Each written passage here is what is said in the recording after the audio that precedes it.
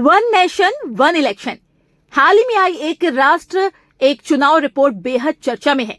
191 दिनों में तैयार इस रिपोर्ट में 18,626 पन्ने हैं।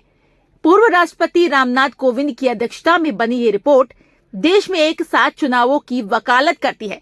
इस रिपोर्ट को तैयार करने में 47 राजनीतिक दलों से राय ली गई थी, जिसमें सिर्फ 32 दलों ने वन नेशन वन इलेक्शन का समर्थन किया था, जबकि 15 राजनीतिक दल इसके विरोध में थे।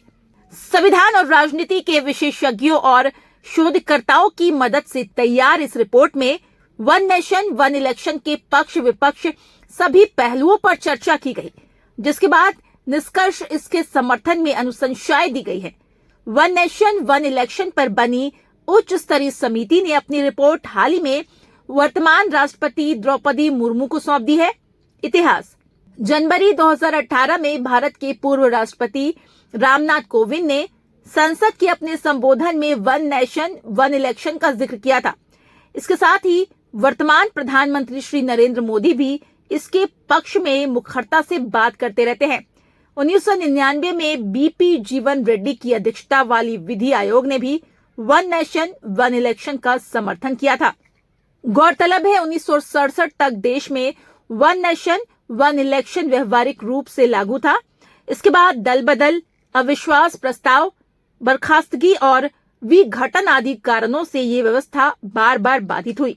दोस्तों, वर्तमान में भी अरुणाचल प्रदेश, आंध्र प्रदेश, सिक्किम और ओडिशा राज्य में विधानसभा चुनाव लोकसभा चुनाव के साथ आयोजित किए जाते हैं। क्या है वन नेशन वन इलेक्शन?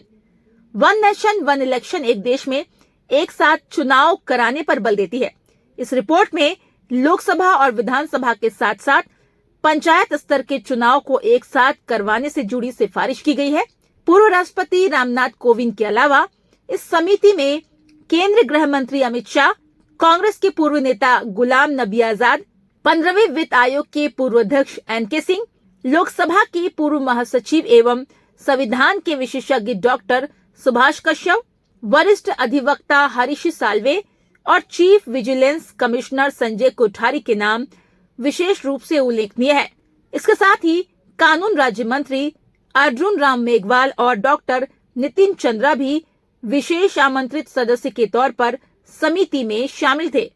त्रिशंकु सरकार: समिति का मानना है आम चुनाव के बाद लोकसभा की पहली बैठक पर ही एक अधिसूचना जारी करके वन नेशनल वन इलेक्शन के प्रावधान को लागू किया जा सकता है।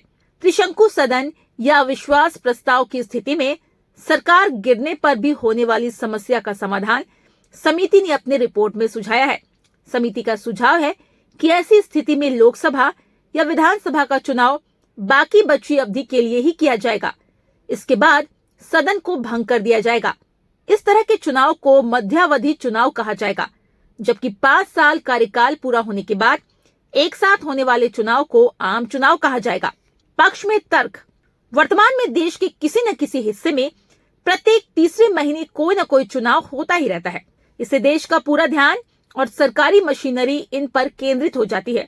वन नेशन वन इलेक्शन पर बनी समिति का मानना है कि लोकसभा, विधानसभा और पंचायतों के चुनाव अलग अलग समय पर करने से अर्थव्यवस्था पर नकारात्मक असर पड़ता है।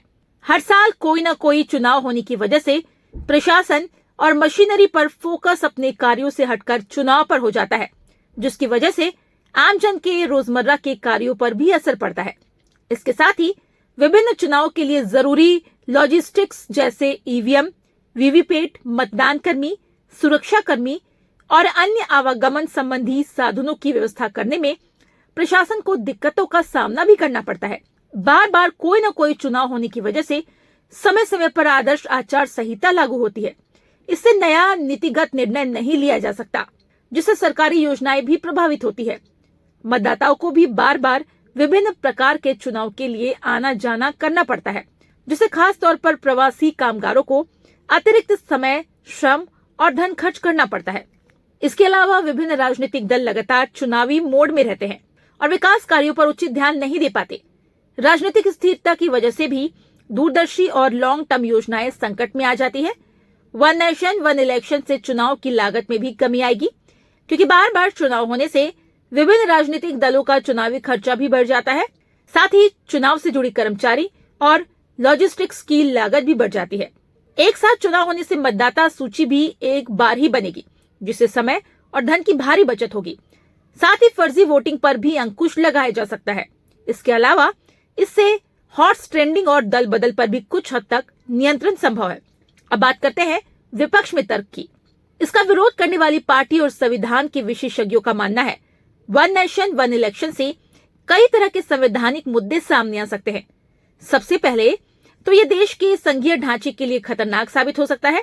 केंद्र राज्य संबंधों पर भी नकारात्मक असर पड़ेगा, क्योंकि माना जाता है जिस पार्टी की सत्ता केंद्र और राज्य दोनों में रहती है, उसको केंद्र की और नगर या ग्राम पंचायत में चुनाव होते रहने से सरकार को जनता की प्रतिक्रिया मिलती रहती है, जो इसके अनुसार केंद्र सरकार समय समय पर बदलाव लाती है।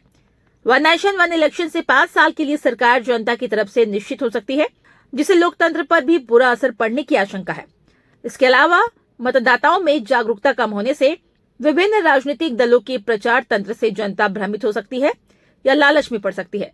साथ ही पूरे देश में एक साथ चुनाव होने से कुछ समय तक के लिए रोजमर्रा के काम जैसे परीक्षाएं, नौकरी, भर्ती, न्यायिक और प्रशासनिक कार्य बुरी तरह से प्रभावित हो सकते हैं।